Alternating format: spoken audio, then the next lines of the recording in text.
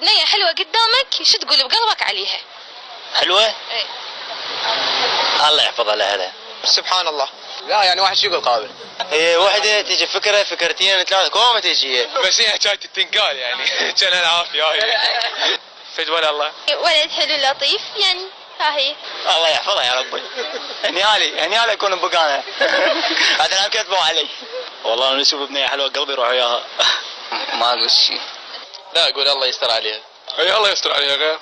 فجوه قلبك حبيبتي. حبيبتي راسا. يقول بعد حلوه شو عشان اقول له قلبي وحيد يقول صبي خفقان عبالك. يما قلبي قلبي قلبي قلبي انت روحي انت حبي يما قلبي قلبي قلبي قلبي يما قلبي قلبي قلبي قلبي انت روحي انت عمري كله غيرك قلبي ما مله وربك بقلبي عله يما قلبي قلبي قلبي قلبي يما قلبي قلبي قلبي.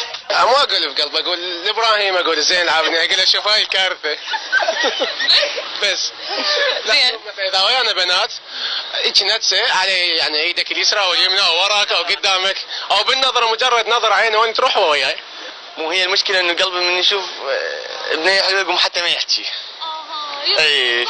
اي بعد الصامت يعني بس كل شيء فطره فالشيء فطره انه الجمال الله جميل يحب الجمال فالجمال الواحد قلبه ينفتح له هيك بصوره عامه يعني هو الشكل مو مطلوب يعني اكثر شيء الحلوين يصيرون شخصيتهم ما حلوه.